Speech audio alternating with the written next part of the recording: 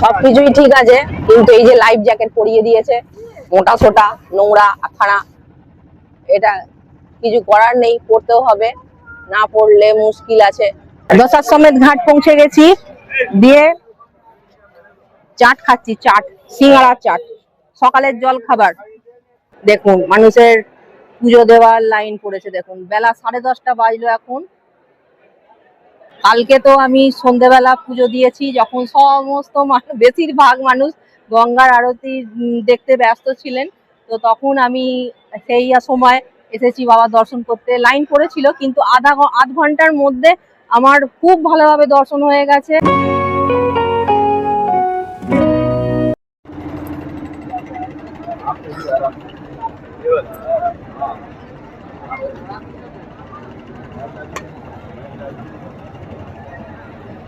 শুভ সকাল, Blackburn Dipayan blog channel থেকে আমি শ্রাবণী, দীপায়নের মা।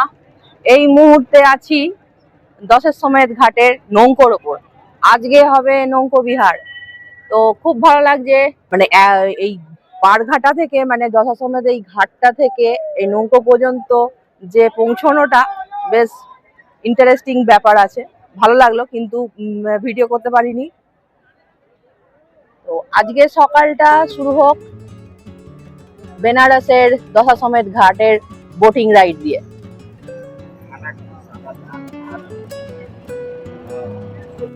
বেনারসের গঙ্গা নদীর তীরে মোট 84টি ঘাট আছে।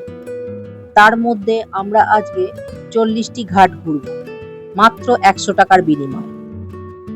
সবচেয়ে বিখ্যাত ও গুরুত্বপূর্ণ কয়েকটি ঘাট, যেমন দশাশ্বমেধ ঘাট, ওসি ঘাট, মণিকর্ণিকা ঘাট, হরিশ্চন্দ্র ঘাট। বেনারসের প্রধান ও সবচেয়ে প্রাণবন্ত ঘাট হচ্ছে দশাশ্বমেধ ঘাট। এখানে বিখ্যাত গঙ্গা আরতি অনুষ্ঠিত হয়। সবকিছুই ঠিক আছে, কিন্তু এই যে লাইফ জ্যাকেট পরিয়ে দিয়েছে, মোটা সোটা নোংরা আখানা, এটা কিছু করার নেই, পড়তেও হবে, না পড়লে মুশকিল আছে। মানে আমাদের পক্ষ এবং যা নিয়ে এসছে নৌকোটা আর কি, তাদেরও ফাইন হয়ে যাবে এই ভয়ও আছে, তাই পড়তে হচ্ছে, বাধ্য হয়েই পড়তে হচ্ছে, কিছু করার নেই। রাজা ঘাট, এটা রাজাঘাট। 1720 সালে মারাঠা শাসক রাজা রাও বালাজি এটি নির্মাণ করেন। প্রাচীনকালে এটি অমর রাও ঘাট নামে পরিচিত ছিল। বারাণসীর বাঙালি টোলা এলাকায় বিখ্যাত কাশী বিশ্বনাথ মন্দির থেকে 3 কিলোমিটার দূরে এই অবস্থিত এই ঘাট।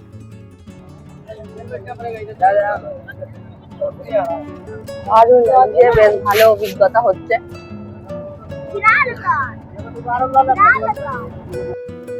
এবার বলি ওসি ঘাটের কথা।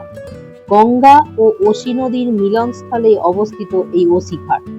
এই ঘাটেও প্রতিদিন সকাল সন্ধে আরতি হয়। এই মুহূর্তে আমরা যাচ্ছি কেদার ঘাটের সামনে দিয়ে। কেদার ঘাট হচ্ছে অন্যতম প্রাচীন ও পবিত্র ঘাট। এই ঘাটের মূল আকর্ষণ হলো প্রাচীন কেদারেশ্বর মন্দির।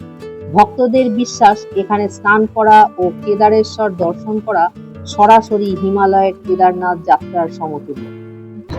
অসাধারণ অভিজ্ঞতা, অসাধারণ অভিজ্ঞতা হচ্ছে, সত্যি খুব ভালো লাগছে। ওঙ্কারেশ্বরে গিয়ে নর্মদা বোটিং করেছি, সেই বোটিং রাইডটা খুব সুন্দর ছিল, খুব ভালো লাগছিল। তো এখন বেনারসে এসে গঙ্গার বোট রাইড, নদীর নদীর মধ্যে যাওয়াটাই, নৌকো করে যাওয়াটাই একটা মানে সুন্দর ব্যাপার, খুবই ভালো লাগে। আর এই চারিপাশের সমস্ত ঘাটগুলো এত সুন্দরভাবে সাজানো, বাড়ি ঘরদোর গুলো পুরনো,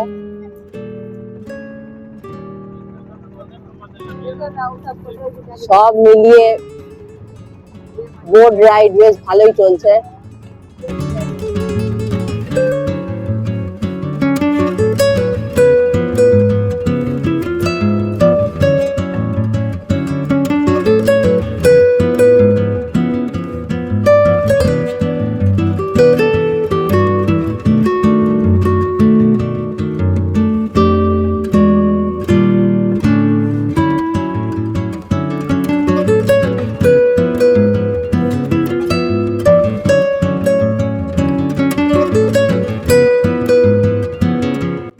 আমাদের নৌকা এসে পৌঁছলো মণিকর্ণিকা ঘাটের সামনে। এই ঘাট হচ্ছে পবিত্র ও প্রধান মহাশ্মশান। বিশ্বাস করা হয় এখানে শেষকৃত্য সম্পন্ন হলে আত্মা পুনর্জন্ম চক্র থেকে মুক্তি লাভ করে, মোক্ষ লাভ করে। রাজা হরিশ্চন্দ্রের সময়কাল থেকে এই মহাশ্মশানে চিতার আগুন কখনোই নেভে না। এখানে সারা বছর 24 ঘন্টা অন্ত্যেষ্টিক্রিয়া চলতেই থাকে। হিন্দু পৌরাণিক কাহিনী অনুসারে ভগবান বিষ্ণুর খনন করা চক্র পুষ্করিণী কুণ্ডে স্নান করার সময় দেবী পার্বতীর কানের একটি মণি এখানে পড়ে গিয়েছিল। এই কাহিনীর ওপর ভিত্তি করে স্থানটির নাম মণিকর্ণিকা।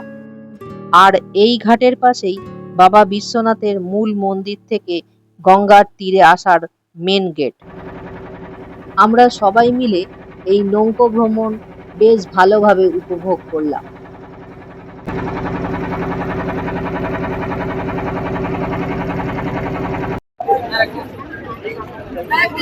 আমাদের যাত্রা শুরু হয়েছিল দশাশ্বমেধ ঘাট থেকে।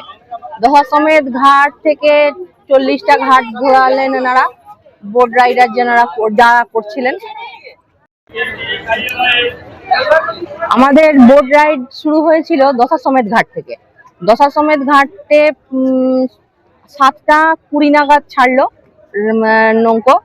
সেখান থেকে গিয়েছিল হরিশ্চন্দ্র ঘাট। হরিশ্চন্দ্র ঘাট অবধি দেখিয়ে তারপর ওখান থেকে ব্যাক করে তারপর নিয়ে যাওয়া হয়েছিল ওই ওপারে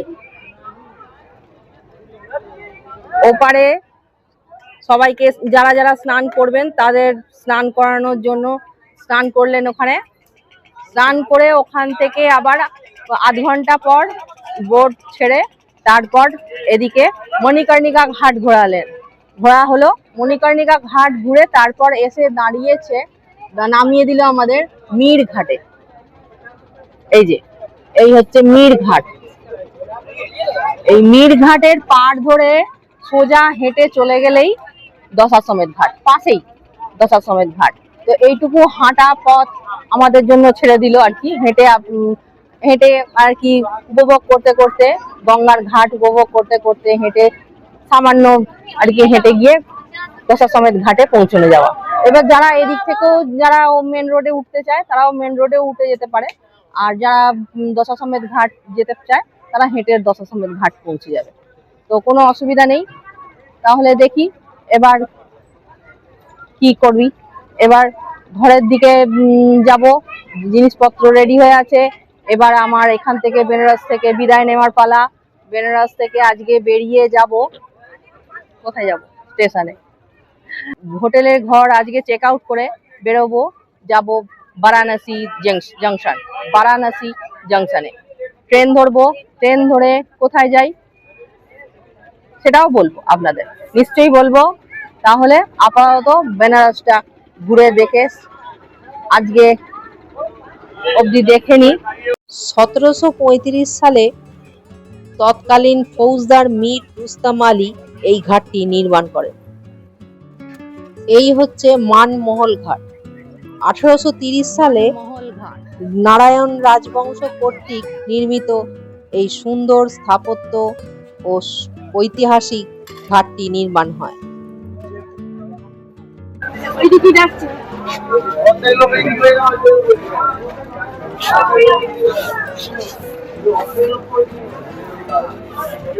हमको भी एक प्लेट दे दीजिए।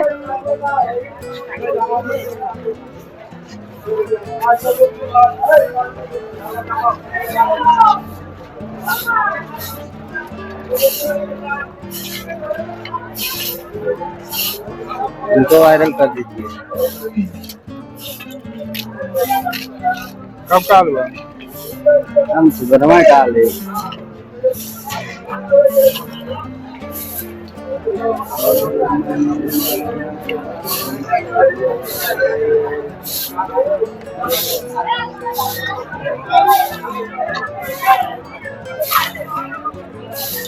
क्या रहेगा? हाँ दीजिए। मीठा वाला? हाँ, सब डालेंगे तब ना अच्छा लगेगा।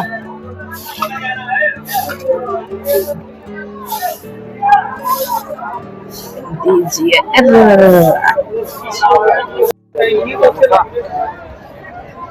দশার সমেত ঘাট পৌঁছে গেছি, দিয়ে চাট খাচ্ছি, চাট, সিঙ্গাড়া চাট, সকালের জল খাবার। আরে এটাই তো লাইফ, তাই না? ঘোরো ফেরো,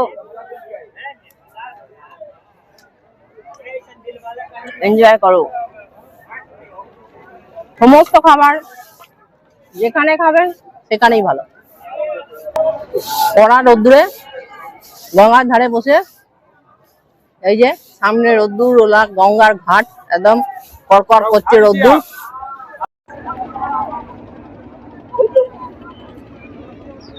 এই দুদিনে সম্ভব নয় বেনারস পুরোপুরি ঘুরে দেখার, তাই বাকি রইল অনেক কিছু, নিজে দেখবো, দেখারও, আপনাদেরও দেখানো। তাই এই বাকি টানেতেই আমি আবার আসবো এই বেনারস শহরে। খাওয়া দাওয়া সেরে ঘরে ফেরার পথে ভাবলাম বাবার মন্দিরের ছবি তুলে আসি।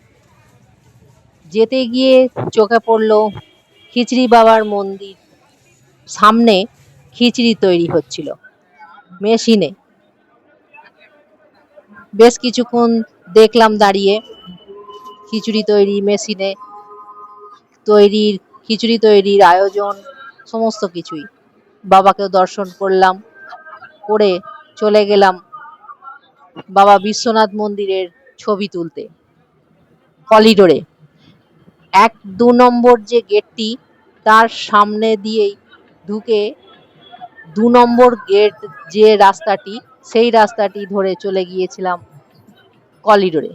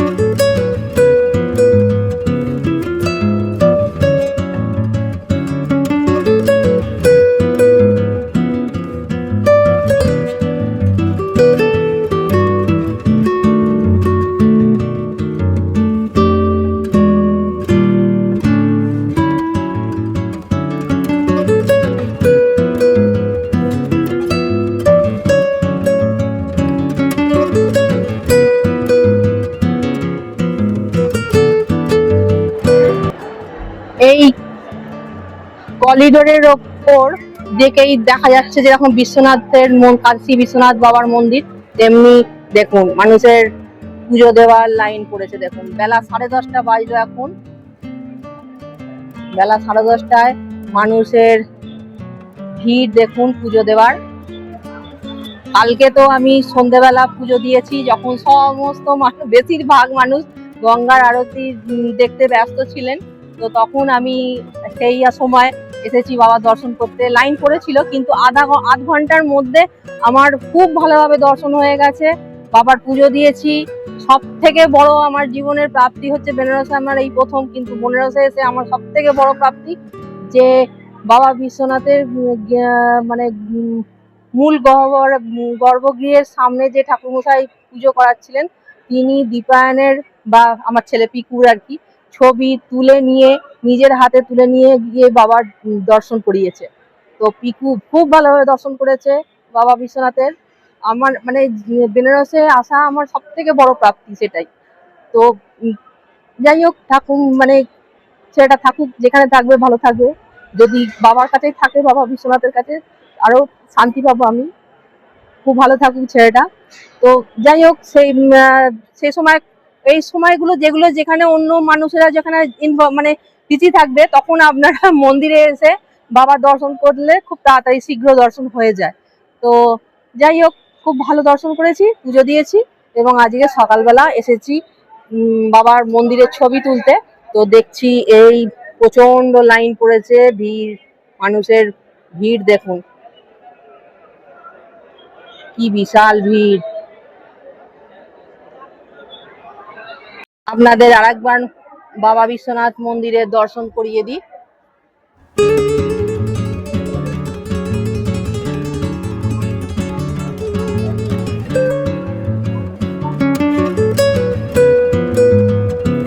এই দেখা যাচ্ছে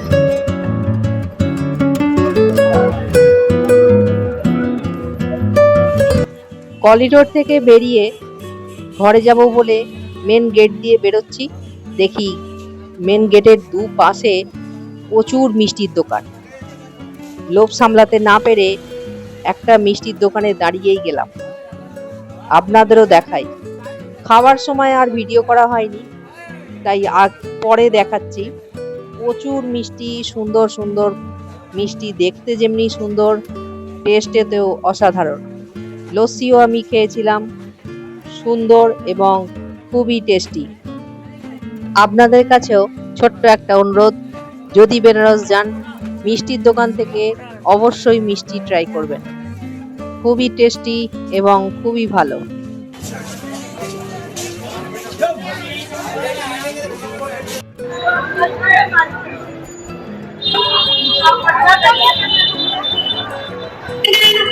ঠিক আছে, এবার বেনারস থেকে চলে যাওয়ার পালা।